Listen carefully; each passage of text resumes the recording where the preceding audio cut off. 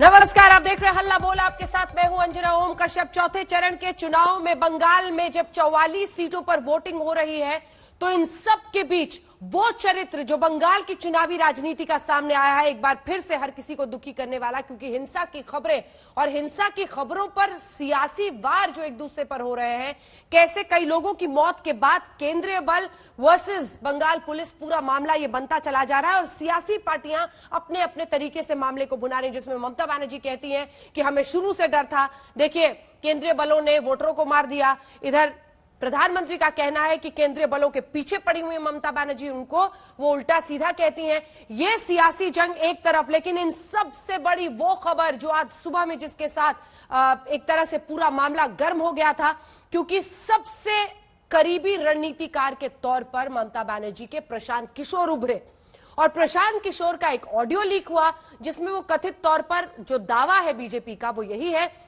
कि इसमें वो ये कह रहे हैं कि मतुआ समुदाय, दलित वोटर्स सब के सब बीजेपी के साथ जा रहे हैं और एक तरह से हार को स्वीकार रहे हैं वो आने वाले विधानसभा चुनाव में मोदी और मोदी की लोकप्रियता पर यह कहते हुए कि मोदी की लोकप्रियता को कोई बंगाल में नकार नहीं सकता है। साथ ही ममता बनर्जी के बारे में कहते हुए कि उनके खिलाफ वोटरों का गुस्सा साफ दिखाई दे रहा है। तो इससे पहले भी कि हमारे साथ एक बड़ा पैनल जुड़े और उनके साथ हम चर्चा की शुरुआत करें, जिसमें आज कई पत्रकार भी शामिल होंगे, क्योंकि प्रशांत किशोर पत्रकारों से ही बातचीत कर रहे थे। बीजेपी की तरफ से सौरभ सिकसर और हमारे साथ सुवर्ण मोइत्रा जुड़ रहे हैं टीएमसी की तरफ से। लेकिन पहले ये रिपोर्ट।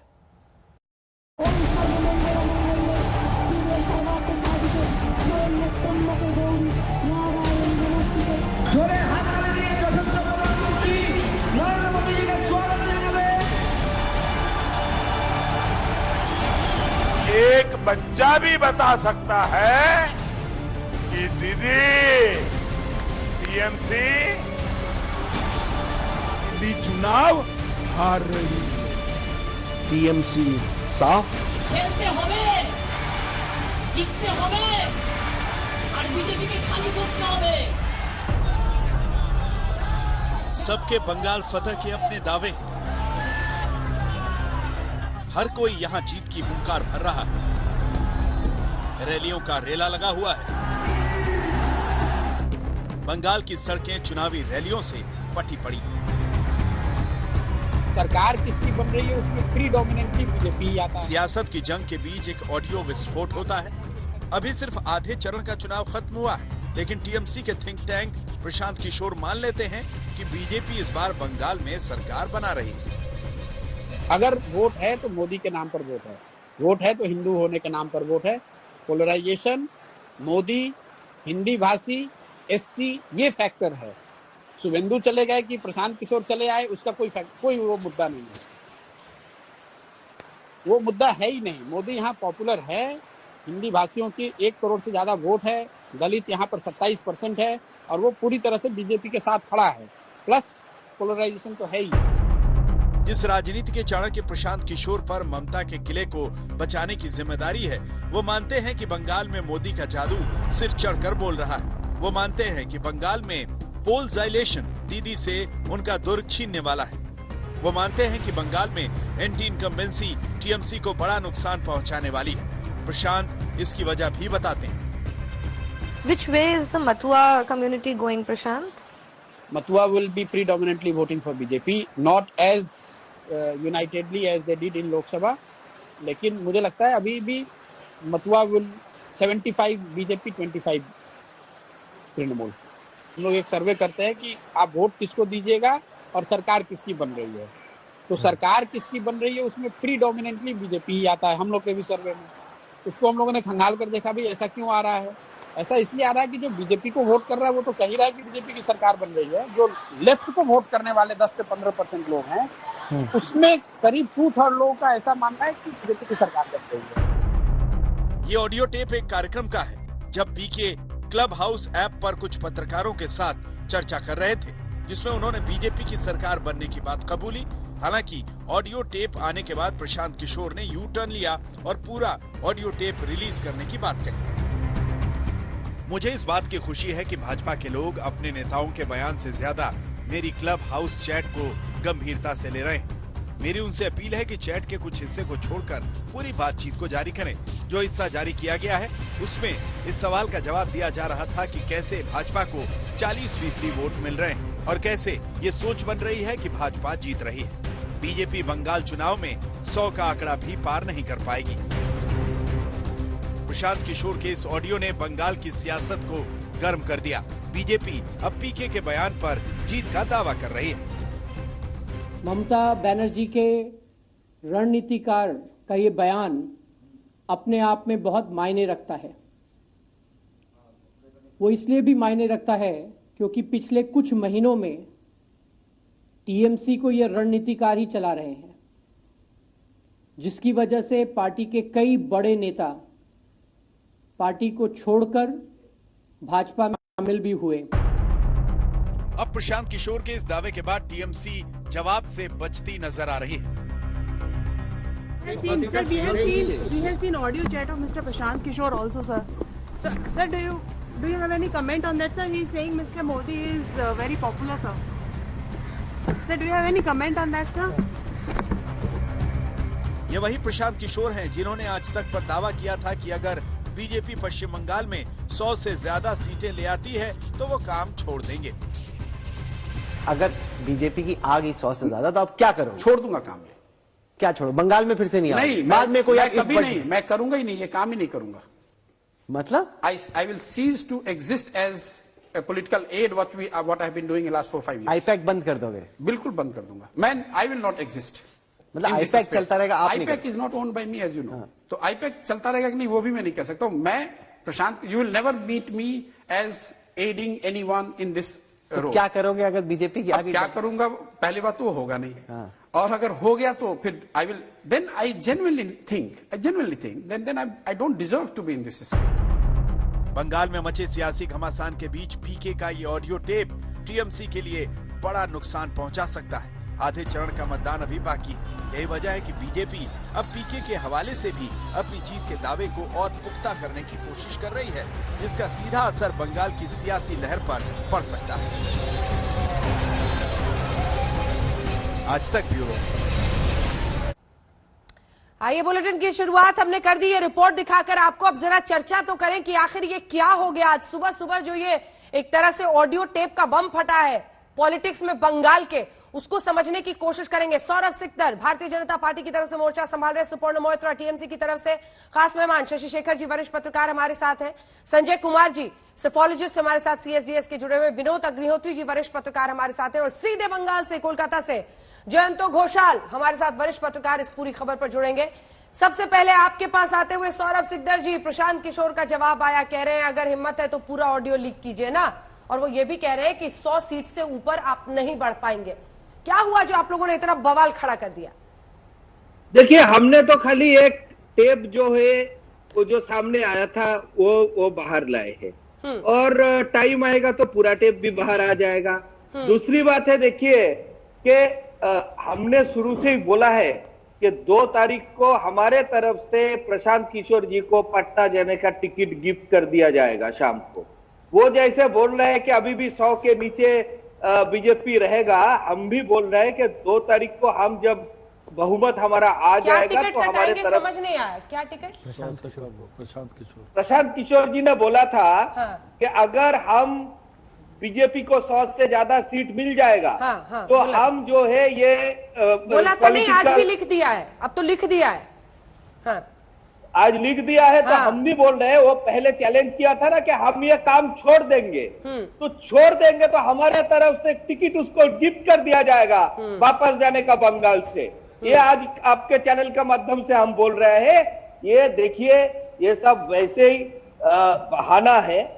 नीचे का तृणमूल का जो कार्यकर्ता है उसका पूरा हौसला टूट गया है, और वो भी आज इसका जो तृणमूल का जो परिवारवाद का पार्टी चल रहा है उससे छुटकारा चाह रहे हैं। और इसीलिए आज क्या है कि कहीं पे भी वोटर को जब वोट नहीं दिया जा रहा है तो बहुत सारे जगह में उसके लोग भी उसका प्रतिवाद कर रहे हैं कि वोटर को क्यों नहीं वोट दिया जाएगा। आज इसीलिए घबराहट के लिए ममता बनर्जी के तृणमूल कांग्रेस ने जो हार की आहट है उसको सुन लिया है, और इसीलिए अब ये सारे हथकंडे अपनाए जा रहे हैं। सुपर्णो मोइत्रा जी जवाब देंगे। चांद चला गया, हाँ, 4 जाने चला गया, कब बंद होगा ये खेला? सुपर्णो मोइत्रा जी जवाब दीजिए। एक तो वो कह रहे हैं, जो उन्होंने बात कही है, पूरी की तैयारी है, हताश हो गए हैं आप लोग, कह रहे हैं हथकंडा है कूच बिहार की हिंसा। लेकिन जरा ये समझाइए ना सर कि आपके स्ट्रैटेजिस्ट थे और वो तो कह रहे हैं कि चाहे वो दलित वोटर हो पूरे राज्य का, चाहे वो मतुआ वोटर हो, वो सब बीजेपी की तरफ जा रहे हैं और कह रहे हैं ममता के खिलाफ बड़ा गुस्सा है। अंजना जी, पहले आपको और तमाम जितने इस अनुष्ठान में हिस्सा ले रहे हैं उनको मैं प्रणाम करता हूं और जितने भी लोग देख रहे हैं उनको भी आपके जरिए करता हूं। इस बातचीत शुरू करने के पहले जो सबसे बड़ा दुखद घटना आज हुई है कि 5 लोगों का मौत हो चुका है और उनपे वॉर किया गया है और वो जो केंद्रीय बल है उन्होंने गोली चलाया है और 5 का मौत हुआ है। ये बहुत ही दुखद घटना आज हमको देखने को मिला में, और जितने भी परिवार जो ये लोग हैं उनके लिए हम प्रकट करते हैं। तो ये मैं पहला चीज कहना चाहता हूं और ये चीज बंद होना चाहिए। दूसरी बात है कि सौरभ भाई साहब जो कह रहे थे, देखिए वो अपना काम कर रहे हैं और क्योंकि उनका काम है कि जो भारतीय जनता पार्टी के जो कार्यकर्ता है उनका वो हौसला अफजाई करे, उनको प्रोत्साहित करे, ये उनका काम है और वो बाखूबी कर रहे हैं, जिनके उसके इसलिए उनके खिलाफ मुझे इस बारे में कुछ कहना नहीं है। ठीक है। दूसरी बात है प्रशांत किशोर जी का जहां तक आवाज थे, मैं एक चीज कहना चाहता हूं कि कभी मीटिंग होता है, हर पार्टी का अपना मीटिंग होता है। आप भी एक संस्था में काम करते हैं अंजना जी, इतना ऊंचे पद में आप काम करते हैं, आपका भी तो मीटिंग होता होगा कि ठीक है कैसे करके हम आगे बढ़े, आज तक को आगे देखे जाए, वो भी आपको मीटिंग होता होगा। मीटिंग तो अलग बात है सर। सौरभ जी एक सेकंड सुनिए मोइत्रा जी जब हम मीटिंग करते हैं पर गलती से इस मीटिंग में दूसरे चैनल के आगे बढ़ने की बात थोड़ी बोल देंगे सर। हमें पता है ना अपनी धमक का, अपने नंबर्स का। देखिए तो ये थोड़ी कह देंगे कि नहीं वहां तो दर्शक दूसरा चैनल देख रहे हैं। जो हमारे चैनल पर अटके हुए हैं करोड़ दर्शक, हम तो वही बोलेंगे। नहीं अंजना जी, वही कह रहा हूँ कि प्रशांत किशोर जी का जो बातचीत है वो हम लोग तो बार बार ये मांग कर रहे हैं अंजना जी कि वो पूरा जो बातचीत है आया है। दुर्भाग्यवश बीजेपी का जो तरीका हमेशा होता है। ठीक है, मैं इस पर रिएक्शन लूंगी। एक बार उनका ऑडियो सही कीजिए सर, आपका ऑडियो बार बार कट रहा है, एक बार ऑडियो सही कीजिए, मैं लौट रही हूँ जल्दी से। सबसे मुझे भी रिएक्शन लेना है। लेकिन सौरभ सिकदर जी आगे बढ़ने से पहले, केंद्रीय बलों पर गंभीर आरोप ममता बनर्जी से लेकर आपने सुपर्णो मोइत्रा को सुना।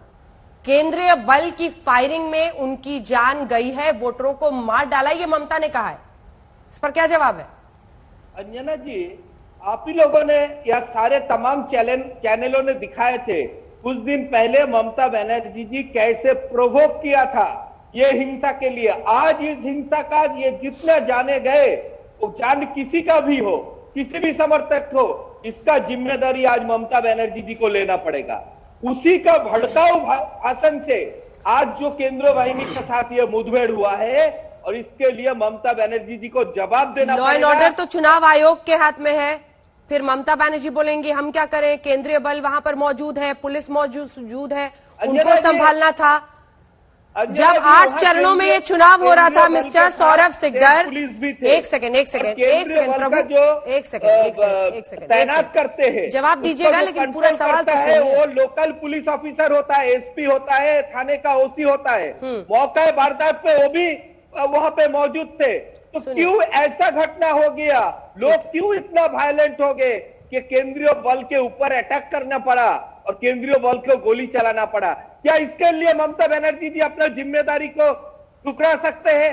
2 दिन पहले उसने सीधा बोला था कि सीआरपीएफ जो है बीजेपी के लिए काम कर रहा है। सीआरपीएफ निर्वाचन कमीशन के अंडर में है और चुनाव के टाइम पे सीआरपीएफ इवेंट होम मिनिस्ट्री के अंडर भी नहीं रहते। सौरभ जी, कौन नेता क्या कह रहा है इसका रिकॉर्ड निकालिएगा ना, तब तो हर भाषण आपको भड़काऊ लगेगा। क्योंकि अब तो सारी सीमाएं पार करके मामला आगे निकल चुका है।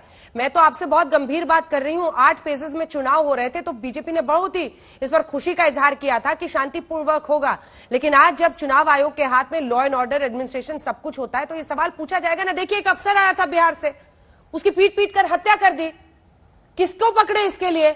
लॉ एंड ऑर्डर, जब इतने 1.5 महीने तक चुनाव चलेगा, परिस्थितियां कौन संभालेगा? आज किसके सिर पर जाकर डाले मामले की ये 4 लोगों की मौत हो गई है? भैया कौन जिम्मेदार है इसके लिए? आप बोलते रहिएगा ममता बनर्जी, लेकिन चुनाव आयोग देख रहा है ना सर काम। ओवरऑल तो administration, law and order, local law and order को जो घटना के आपने अभी जिक्र किया, बहुत ही दुखदायक घटना है। ये तो इसके साथ तो चुनाव का कोई लेना देना नहीं है। लोकल लॉ एंड ऑर्डर तो लोकल पुलिस के हाथ में है। और क्योंकि देखिए, इसके लिए हम जिम्मेदार इसलिए पुलिस अफसर की मौत पे बोल रहे हैं। शशि शेखर जी काउंटर पॉइंट पूछ रहे हैं। रुकिए, आ रही हूँ शशि जी। और अगर मोहितो जी का आवाज ठीक हुआ है मुझे बताइएगा। मेरा सिर्फ सिकदर साहब आपसे एक सवाल ये है कि आप बार बार कह रहे हैं कि local law and order local police के हाथ में। लोकल पुलिस इस समय किसको रिपोर्ट कर रही है? क्या निर्वाचित सरकार को या निर्वाचन आयोग को? ये जवाब दे दीजिए बस। Local police election related issue में जरूर निर्वाचन कमीशन को रिपोर्ट कर रहा है। लॉ एंड ऑर्डर थाने में मान लीजिए एक चोरी हो गया या जो बिहार का इंस्पेक्टर को पीट के मार दिया गया, इसके साथ क्या इलेक्शन कमीशन का लेना देना है? ये आप मेरे को बताइए। ना आप इसका आपका मतलब ये है कि law and order state government के हाथ में है अभी भी? Law and order state government के हाथ में नहीं है। स्टेट गवर्नमेंट तो अभी केयर टेकर है, क्योंकि लेकिन लॉ एंड इलेक्शन कमीशन का काम क्या है? लोकल लॉ एंड ऑर्डर भी देखना उसके काम जी है। जनाब, जिस समय जो कानून कहता है, मुझे जहां तक उसकी जानकारी है, जिस समय चुनाव हो रहा होता है, निर्वाचन आयोग के हाथ में सारी शक्तियां निहित होती हैं। इसीलिए स्टेट गवर्नमेंट कोई फैसला नहीं कर सकती, कोई घोषणा नहीं कर सकती, लोकल अधिकारी कोई निविदा सूचना नहीं पास कर सकते। डाका पड़ गया, कहीं पे एक मर्डर हो गया, तो क्या चुनाव आयोग में उसका शिकायत करवाया जाएगा? अरे आयोग में शिकायत नहीं होगी। सौरभ सिकदर जी, पुलिस किसको रिपोर्ट कर रही है? ये जवाब दीजिए ना। थोड़ी तो समझ का इस्तेमाल कीजिए। देखिए, जाहिर तौर पर चुनाव आयोग को उसमें कुछ नहीं करना है, लेकिन लोकल पुलिस अभी चुनाव आयोग को ही एक तरह से अगर आप देखें तो जो केयर टेकर होता है वो चुनाव आयोग ही होता है। थोड़ी ना ममता बनर्जी के उसे हम लोग सवाल पूछ सकते हैं कि क्यों ये हत्या हुई है। सवाल तो अभी ये है ना कि इतने लंबे दौर में चुनाव हुआ, हिंसा नहीं थम रही है, एक के बाद एक ये बवाल हो रहा है। जल्दी जल्दी इस पर सबकी प्रतिक्रिया, फिर शायद उनकी आवाज ठीक होगी। मैं सौरभ जी को ये बताना चाह रहा हूँ। सौरभ जी, चुनाव के समय अगर दादा एक सेकेंड, चुनाव के समय मुख्यमंत्री अधिकारी से मुलाकात भी नहीं कर सकते डीजीपी से, ये स्थिति होती है चीफ सेक्रेटरी और डीजीपी से। और एक छोटा सा उदाहरण बताऊं, हमारे एक मित्र को टेलीफोन लगवाना था, लोकसभा चुनाव हो रहे थे, टीएन सेशन से उनको परमिशन लेनी पड़ी जाकर के। उसमें टीएन सेशन चुनाव आयुक्त थे, दिल्ली की बात मैं बता रहा हूं, टेलीफोन लगवाने के लिए, उसके लिए भी संचार मंत्री का अधिकार नहीं था। तो चुनाव आयोग चुनाव के समय पूरी तरह से कार्यकारी शक्तियां चुनाव आयोग के पास होती हैं। ठीक है, चलिए हिंसा पर हम बातचीत करेंगे, लेकिन वापस जयंत घोषाल जी आते हुए, टीएमसी को नुकसान होगा क्या? क्योंकि देखिए, आगे के हिस्से में क्या प्रशांत किशोर कह रहे हैं, नहीं कह रहे हैं, वो रिकॉर्डिंग किसी के पास है नहीं है, लेकिन देखिए ना, एक बार सुनिए, ये जो है पोलराइजेशन, हिंदी भाषी, एससी, ये फैक्टर है। शुभेंदु चले गए कि प्रशांत किशोर चले आए, इससे फर्क नहीं पड़ता है। एक बार सुनिए ना, उसके बाद से जल्दी से दादा मैं आपके पास आ रही हूं। कोई मुद्दा ये सब मैटर नहीं करता है। मोदी यहाँ पर पॉपुलर है, हिंदी भाषियों की 1 करोड़ से ज्यादा वोट है, दलित यहाँ पर 27। जल्दी से सुना दीजिए पहले, एक बार सुनिए इसको। होने के नाम, अगर वोट है तो मोदी के नाम पर वोट है, वोट है तो हिंदू होने के नाम पर वोट है। पोलराइजेशन, मोदी, हिंदी भाषी, एससी, ये फैक्टर है। शुभेंदु चले गए कि प्रशांत किशोर चले आए, उसका कोई वो मुद्दा नहीं है, वो मुद्दा है ही नहीं। मोदी यहाँ पॉपुलर है, हिंदी भाषियों की 1 करोड़ से ज्यादा वोट है, दलित यहाँ पर 27% है, और वो पूरी तरह से बीजेपी के साथ खड़ा है। प्लस पोलराइजेशन तो है ही है। Which way is the Matua community going, Prashant? Matua will be predominantly voting for BJP, not as unitedly as they did in Lok Sabha, लेकिन मुझे लगता है अभी भी मथुआ विल 75 बीजेपी 25 तृणमूल। हम लोग एक सर्वे करते हैं कि आप वोट किसको दीजिएगा और सरकार किसकी बन रही है, तो सरकार किसकी बन रही है उसमें प्रीडोमिनेंटली बीजेपी ही आता है हम लोग के भी सर्वे में। उसको हम लोगों ने खंगाल कर देखा भी ऐसा क्यों आ रहा है।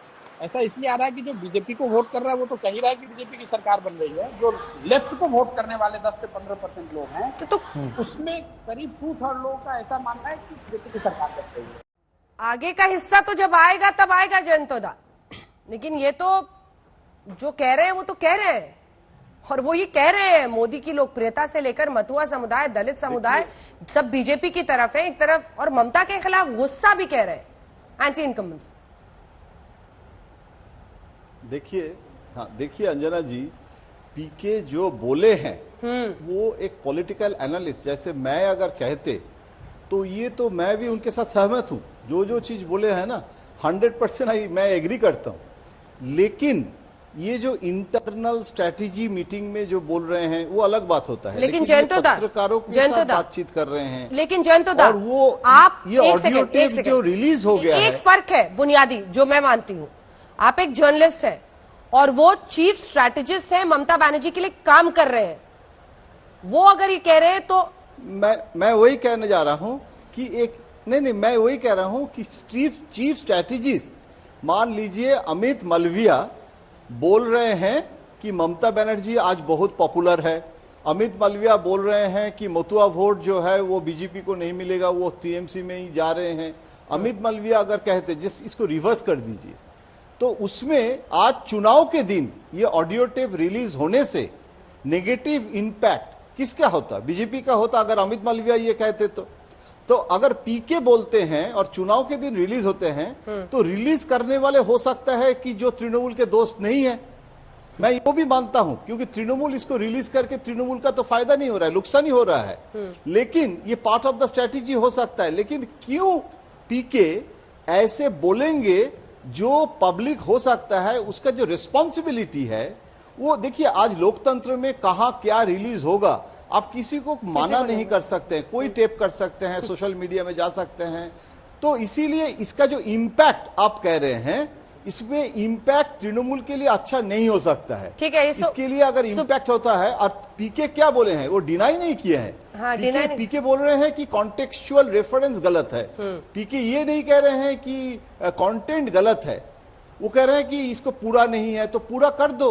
जिसने पीके अगर टेप नहीं किया, जिसने किए हैं और अगर होता है तो वो भी हमारे सामने आ जाए, लेकिन जहां तक आया है उसमें it's not complementary for Mamata Banerjee, बिल्कुल। सुपर्णा मोहित्रा नहीं हो सकता है, इसमें ममता बनर्जी का क्या भलाई हो सकता है? क्या भलाई हो सकता है सुपर्णा मोहित्रा जी? और संजय कुमार जी हंस रहे थे, मैं इसके बाद आपके पास आऊंगी, लेकिन सुपर्णा मोहित्रा जी जरा ये बताइए ना, अब देखिए जो उन्होंने कहा है वो सामने है, अगर इसमें सच्चाई है, क्योंकि वो पत्रकारों से बात कर रहे हैं, उनके ऊपर वो दबाव नहीं है कि मैं पार्टी को फीड दे रहा हूं, वो पत्रकारों को ये बता रहे हैं, तो ये तो एक तरह का एक्सेप्टेंस है ना सर डिफीट का। ये तो एक तरह से कहना है कि उधर ज्यादा लोकप्रियता और उधर लोग जा चुके हैं। अंजना जी हाँ। 10 साल हम लोगों ने एक सरकार चलाया है, और 10 साल 2 हिस्सों में, क्योंकि 2011 में पहली बार हम लोग जीत के आए थे, फिर दोबारा 2016 में चुनाव हुआ था, उसके फिर भी हम लोकतंत्र में लोगों के पास वोट मांगने के लिए गए, लोग हम पे विश्वास रखे और दोबारा 2016 में हमको सत्ता में वापस दे दी। नहीं, आप समझे मेरा सवाल नहीं समझे आप सर, मेरा सवाल नहीं समझे, आपको टोक रही हूँ, एक सेकंड आप ही जवाब दीजिएगा, मेरे सवाल को समझिए। मैं टीएमसी और टीएमसी की जीत के चांसेस पर सवाल नहीं कर रही हूँ आपसे, मैं आपके मेरिट पर सवाल नहीं कर रही हूं, मैं कह रही हूं आपके चीफ स्ट्रैटेजिस्ट ने पत्रकारों के सामने ओपनली ममता बनर्जी के खिलाफ गुस्सा को स्वीकार कर लिया, मथुआ समुदाय का बीजेपी की तरफ झुकाव, दलित समुदाय का बीजेपी की तरफ झुकाव स्वीकार कर लिया। आप इसका मतलब समझ रहे हैं? इसका मतलब ये है कि आपके चीफ स्ट्रैटेजिस्ट, एक सेकंड सर सवाल पूरा होने दीजिए, जैसा जयंतोदा ने पहले भी कहा था कि टीएमसी में भी 2 खेमे हैं, कई लोग तो टीएमसी छोड़ के ही गए हैं, शुभेंदु अधिकारी से लेकर कितने लोग, उन सब ने हमें इंटरव्यू में यही बताया कि अभिषेक बैनर्जी और प्रशांत किशोर की वजह से हम निकले हैं, सारे फैसले ये कोटरी ले रही थी, हमें कंसिडर नहीं कर रही थी। अब तो जो एंटी पीके ब्रिगेड है वो हावी होगा ना, वो बोलेगा देखिए क्या कर रहे थे, देखिए इनकी क्या सोच है, ये ममता के भक्त हैं या फिर बीजेपी के, मोदी जी के? हाँ अंजना जी, मैं जवाब दे रहा हूँ। वो किस संदर्भ में, जयंतोदा ने भी अभी अभी कहा कि किस संदर्भ में उन्होंने ये कहा है कि वो पत्रकार से बात कर रहे थे, उन्होंने ये नहीं कहा, उन्होंने तो ये नहीं कहा कि ये बातचीत मेरा नहीं है, कभी उन्होंने नहीं कहा। तृणमूल कांग्रेस भी नहीं कहा कि वो बातचीत उनका नहीं है।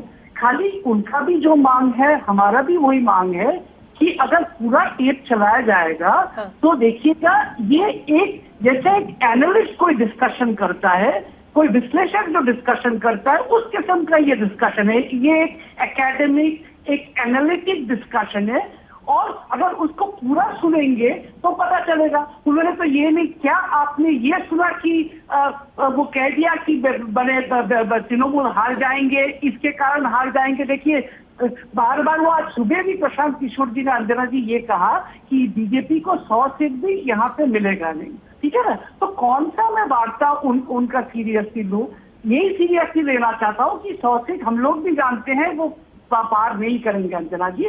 तो मैं आपके जरिए भारतीय जनता पार्टी को ये गुजारिश करता हूं, क्योंकि उन्होंने ये टेप रिलीज किया तो पूरा टेप वो रिलीज कर दे तो सबको समझने में आसानी होगी।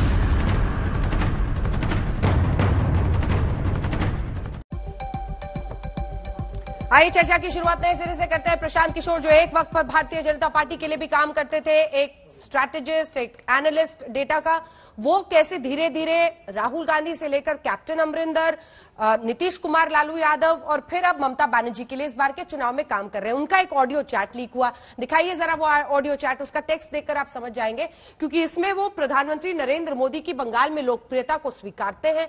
इसमें वो कहते हैं वोट है तो मोदी के नाम पर वोट है, वोट है तो हिंदू होने के नाम पर वोट है, यानी पोलराइजेशन, ध्रुवीकरण को वो स्वीकार रहे हैं। ये तमाम फैक्टर्स दिखाते हुए जल्दी से आपके पास आते हुए मोइत्रो साहब, सुपर्ण मोइत्रो, ध्रुवीकरण का एक्सेप्टेंस, अब बाकी उन्होंने क्या कहा नहीं कहा इररेलेवेंट है। ये हिस्सा तो है ना जिसमें वो कहते हैं वोट है तो मोदी के नाम पर है, वोट है तो हिंदू होने के नाम पर है, वोट है पोलराइजेशन, और इसी के साथ वो क्या, इसी वजह से स्ट्रैटेजी थी क्या चंडी पाठ, कलमा, ये सब करने की? आपका सवाल एक है लेकिन दो हिस्सों में शायद बटा हुआ है। एक है ध्रुवीकरण का बात आपने पूछा और दूसरा चंडी पाठ के बारे में आपने पूछा। पहले तो अंजना जी मैं एक चीज आपको कहना चाहता हूं कि आपका अनुष्ठान में आना हमेशा अच्छा लगता है, क्योंकि एक संतुलित तरीके से आप इस बातचीत को करवाते हैं, तो इसीलिए मैं आपका फिर से दोबारा एक बार नमन करता हूँ। एक दूसरी बात यह है कि जहां तक भारतीय जनता पार्टी के बारे में बात है, किस विश्वास और किस विचारधारा के ऊपर खड़े होकर वो राजनीति करते हैं, ये बच्चा बच्चा इस देश में जानता है। ये कोई ऑल इंडिया तृणमूल कांग्रेस के कहने की कोई जरूरत नहीं। ये पहले कहते ना सर तो स्वीकारते भी आपकी बात को, ये पहले अगर आप कहते ना तो स्वीकारते भी। जब आप लोग ये समझाते थे कि धर्म को राजनीति से दूर रखना चाहिए, धर्म को चुनावों से दूर रखना चाहिए, लेकिन अब अपर हैंड और वो नैतिक धुरी किसी की बची ही नहीं कि वो ये बात कह सके। इसलिए आप भी ये नहीं बोले तो बेहतर है, क्योंकि ममता बनर्जी ने भी खुलकर अब मंचों से धर्म और धार्मिक अनुष्ठानों का इस्तेमाल किया है इन चुनावों में। इसलिए अब बस लड़ाई इतनी है कि कौन पहले हिंदू बन गया, कौन बड़ा हिंदू बन गया, कौन क्या कर गया। अब ये सब मामला पीछे छूट गया है। मुझे तो मेरे सवाल का जवाब दीजिए जो मैंने आपसे पूछा था। सवाल का जवाब क्या स्ट्रैटेजी बनी based on this information, based on Prashant Kishor की वो बात जो उन्होंने जर्नलिस्ट से भी कही, ध्रुवीकरण की? नहीं, बिल्कुल नहीं अंजना जी, मैं आपको समझाता हूँ। बिल्कुल नहीं अंजना जी, आप अगर उस चीज को दोबारा देखेंगे, क्लिप को, जहाँ पे दीदी ये बात कह रही थी, जहाँ पे चंडी पाठ वो कर रही थी, अगर उस क्लिप को दोबारा देखेंगे तो वहां पे उन्होंने वो कहा कि देखो धर्म को राजनीति से दूर रखो। मैं भी एक हिंदू घर में मैं भी पैदा हुआ हूँ, लेकिन जो सरकार का कार्य प्रणाली है और मेरा जो व्यक्तिगत धर्म है उसमें बीच में कोई रिश्ता नहीं है। और दिखा कि मैं भी पूजा पाठ करके निकलता हूँ, और उसको कहने के लिए उन्होंने चंडी पाठ और ये चीज पॉलिटिकल राजनीति का। विनोद जी एक सवाल पूछ रहे हैं, इसके बाद सौरभ सिकटर, मैं फौरन आ रही हूँ आपके पास जवाब लेने। विनोद जी मोइत्रा जी ये बताइए कि जो हिंदू ध्रुवीकरण की बात हो रही है, तो हिंदू ध्रुवीकरण से घबरा करके या उसका मुकाबला करने के लिए ही आपने, तृणमूल कांग्रेस ने, ममता दीदी ने बंगाली अस्मिता के ध्रुवीकरण का कार्ड खेला है। तो ध्रुवीकरण तो दोनों तरफ से हो रहा है, फिर हिंदू ध्रुवीकरण और बंगाली अस्मिता का ध्रुवीकरण। नहीं, मैं आपको कह रहा हूँ सर, मैं आपको कह रहा हूँ कि देखिए दो चीज है इसमें। बात यह है कि ये जो कट्टरता, धार्मिक ध्रुवीकरण, विभाजन, ये राजनीति भारतीय जनता पार्टी लगातार वो कर रही है। हम उस चीज में विश्वास नहीं करते हैं और बार बार हम लोगों ने कहा कि देखिए बंगाली कार्ड खेल रहे हैं कि नहीं, ये पूछ रहे थे विनोद जी। लेकिन बंगाली अस्मिता के बारे में मैं सर का जवाब दे रहा हूँ। आज देखिए भारतीय जनता पार्टी, उनका इतना राजनीतिक दिवालापन है यहाँ पे नेतृत्व में बंगाल में कि उनका हर दिन प्रधानमंत्री जी, गृह मंत्री जी और काफी बड़े बड़े मंत्री, केंद्रीय मंत्री सारे काम छोड़ के वो बंगाल में ही पड़े हुए हैं, सारे काम चौपट करके यहाँ पे पड़े हुए हैं। तो आप चीजें सारा समझ सकते हैं। ये सवाल पूछना अंजना जी, आ रही हूँ सौरभ सिकदर, आ रही हूँ सौरभ जी, फौरन आ रही हूँ। लेकिन सुपर्णो जी, एक बात का जवाब आप नहीं दे रहे हैं और वो जब सवाल था बंगाली कार्ड का। एक सेकंड, बंगाल की अस्मिता के कार्ड का सुनिए, इस सवाल में दम है। क्योंकि अगर आप दूसरे पार्टी के नेताओं को कहेंगे कि टूरिस्ट गैंग है, बाहरी है, अगर केंद्रीय बल पर आप सवाल खड़े करेंगे तो सवाल है कि इसी देश का हिस्सा है ना, और इस देश में कोई नियम या कानून है क्या कि कोई केंद्रीय मंत्री जाकर वहां प्रचार नहीं करता? ये उनका तरीका है, ये उनका तरीका है। लेकिन हाँ, धर्म और बंगाली कार्ड दोनों के आधार पर ध्रुवीकरण की कोशिश दोनों पार्टियां करती रही। आ रही हूँ सर, सौरभ सिकदर का एक जवाब ले लूं, ब्रेक का टाइम हो रहा है, मुझे सबसे रिस्पांस लेना है। जयंत आ रही हूँ, सौरभ सिकदर। अंजना जी देखिए, जहां तक बंगाली अस्मिता का सवाल है, बंगाली अस्मिता ये जो कार्ड ममता बनर्जी खेलने का कोशिश किया था वो एकदम नाकाम रहा। क्योंकि बंगाली अस्मिता बीजेपी को क्या सिखाएंगे? श्यामा प्रसाद मुखर्जी बंगाली नहीं थे क्या? हम किसी भी सभा समिति बैठक शुरू करने से पहले वंदे मातरम गाता है, लास्ट में जनगण मन गाता है। ये रविंद्रनाथ टैगोर का लिखा हुआ था, बंकिम चंद्र चट्टोपाध्याय का लिखा हुआ था, वो लोग बंगाली नहीं थे क्या?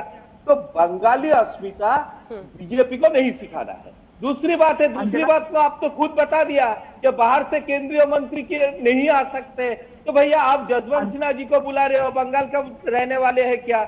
जया भादुड़ी जी का जन्म बंगाल में हुआ था क्या? कभी बंगाल में रहे क्या? 1-1.5 साल रहे होंगे जब वो करियर शुरू किए थे। तेजस्वी यादव आ रहा है, हेमंत सोरेन आ रहा है, तो आप भी तो बुला रहे हो ना, हम तो कभी उस पर सवाल नहीं उठा रहे। स्ट्रैटेजी पर तो सुपर्णो आप बोल सकते हैं कि इनके सारे मंत्री हमेशा चुनावों में लगे रहते हैं, लेकिन ऐसा तो है नहीं कि यूपी जा सकते हैं और बंगाल नहीं जा सकते हैं, या तमिलनाडु जा सकते हैं, केरल नहीं जा सकते हैं। ये नहीं होना चाहिए, लेकिन ये उनकी स्ट्रैटेजी बन गई है। 2 लाइन में अपनी बात कह लीजिए, फिर मैं तमाम जो एक्सपर्ट्स हैं उनसे कंक्लूडिंग रिमार्क लूं। अंजना जी एक बार मौका दीजिए।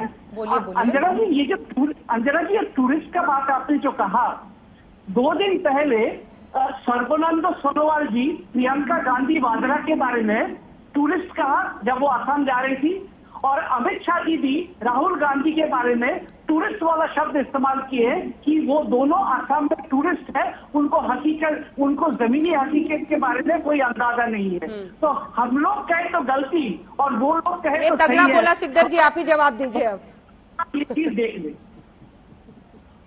देखिए हमारे टूरिस्ट उनके टूरिस्ट कैरेक्टरलेस। बात यह है कि राहुल गांधी जी या प्रियंका गांधी जी के ऊपर असम के परिप्रेक्ष्य में इसलिए बोला है कि वो लोग तो असम कभी जाते ही नहीं है, चुनाव के टाइम छोड़ते। और आप देखिए हमारे सारे आपके मंत्री कितनी बार बंगाल जाते हैं? बंगाल आते जाते। अरे तो आपके मंत्री कितनी बार बंगाल जाते हैं 5 साल में? कितने बार असम गए थे चुनाव छोड़ के? ये सब कोई लॉजिक नहीं है सर। आपके मंत्री कितना जाते हैं बंगाल? सब तो इसी मौसम में हमारे तो सारे मंत्री पूरा साल आते रहते। देखिए ये जो चीज बहिरागत का जो आज तक ममता बनर्जी ने चालू किए थे, ये इसीलिए किए थे कि जैसे जैसे हमारे नेता आ रहे थे, मंत्री आ रहे थे, तो हमारे जो कार्यकर्ता थे, जो साधारण वोटर थे, उसमें ऊर्जा आ गए थे कि भाई इस बार हम अपना वोट दे पाएंगे।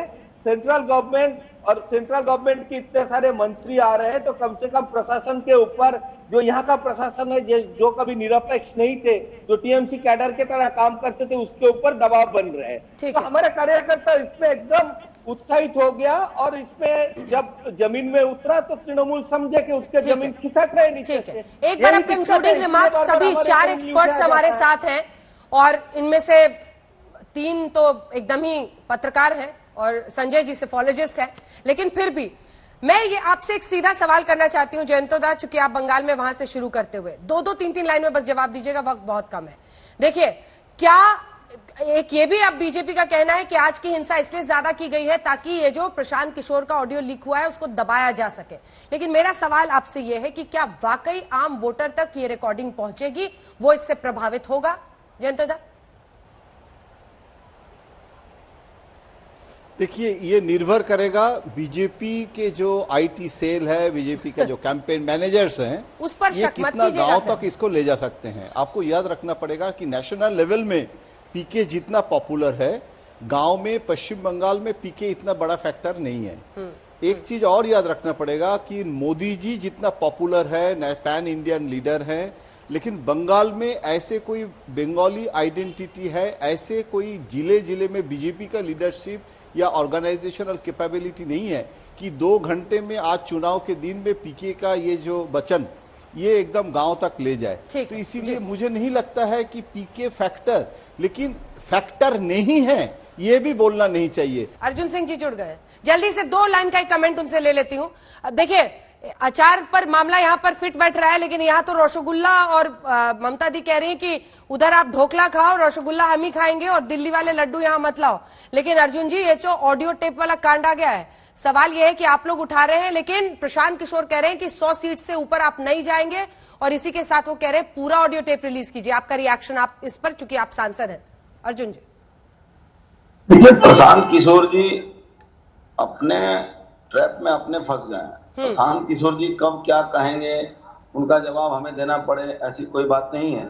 लेकिन प्रशांत किशोर जी ने यह कहा है, और लोगों के सामने भी, वो कई लोगों के सामने भी ये बात कह चुके हैं कि अब उनकी सरकार, हमारी जो प्रधानमंत्री हैं उनकी पॉपुलैरिटी बहुत ज्यादा है और ममता बनर्जी की सरकार नहीं आ पाएगी, ये निश्चित है। तो अब प्रशांत किशोर जी, अब जब ऑडियो रिलीज हो गया तो अब उसको पीछे हटने की उनको जरूरत क्या है? अभी प्रशांत किशोर जी बोले थे कि 100, उस समय शायद उनको पैसा नहीं मिला होगा, अब पैसा मिल गया तो अब सही बात बोल रही है। चलिए, ये सब तो आपके आरोप हैं, लेकिन ये भी दिलचस्प है अर्जुन जी, गदगद है आप लोग क्योंकि आपके मन लायक बात निकली है, वरना प्रशांत किशोर की बातों का आप लोग कहाँ ख्याल रखते थे? दिन रात तो कोसते ही थे उनको। देखिए, हमारा कोई गदगद होने की बात नहीं है। हम एक सांगठनिक दल है, और आप चुनाव में, जिस बंगाल में 70 साल में कभी चुनाव भारतीय जनता पार्टी ने लड़ा ही नहीं था, वहां 5 साल में किस जगह पर हम पहुंच गए हैं आप देख ही रहे हैं। 19 में हमने 18 सीट जीता, अब हम प्रबल रूप से आगे बढ़ रहे हैं। हर दौर में हम बढ़त बनाए हुए हैं, और हमारी सरकार बनने के इस जो ये फेज है, इसमें हम मैजिक फिगर के बहुत करीब रहेंगे। तो हमारा कोई उनके कहने से हमारी सरकार बनेगी और नहीं बनेगी ऐसी कोई बात है। अर्जुन जी, एक ऑब्जेक्टिव टाइप लास्ट में यस नो वाला, और वो सवाल ये है कि आप क्या एनालिसिस में प्रशांत किशोर का दम मानते हैं, उनका लोहा मानते हैं, हाँ या ना? नहीं, कभी नहीं। तो फिर ये सब बातें क्यों इतनी पसंद आ रही है सर आपको? नहीं, उनका सारा जो कैलकुलेशन है जी, वो मुझसे सीखेंगे, मैं उनको सिखा दूंगा। क्या बात है, अर्जुन सिंह जी सीखेंगे तो चलिए पीके देख ही रहे होंगे, उनको पहुंचना चाहिए अर्जुन सिंह के द्वारे, लेकिन सिखा देंगे, क्योंकि मैं भी बिहार से हूँ, अभी बिहार से हैं, दोनों आदमी हमको समझा देंगे। कोचिंग इंस्टीट्यूट खोल लीजिए, हम सब बहुत लोग ज्वाइन करने के लिए तैयार रहेंगे। फिर उसका ऑडियो लीक होगा और फिर उस पर मुझे चर्चा करनी पड़ेगी। लेकिन ये अर्जुन जी, ये तो समझिए कि उन्होंने कहा कि मतुआ समुदाय, दलित समुदाय के लोग मोदी के साथ है, मोदी की लोकप्रियता ज्यादा है, ये वाली बात भी आपको लग रहा है उन्होंने गलत कह दी? नहीं, गलत, जो सही बात है सही है। मोदी जी की लोकप्रियता मतुआ समाज के, हर समाज में है। हाँ। मोदी जी के मतुआ और नमोशूद्रों को क्यों ले रही है? आज राजवंशी हो, चाहे वो मजदूर इलाका हो, चाहे किसान जहाँ रहते हैं वो है, मोदी जी का डंका सर पे चढ़ के बोल रहा है सब जगह बंगाल में। ठीक है, बहुत बहुत धन्यवाद आपका हमारे साथ जुड़ने के लिए अर्जुन सिंह।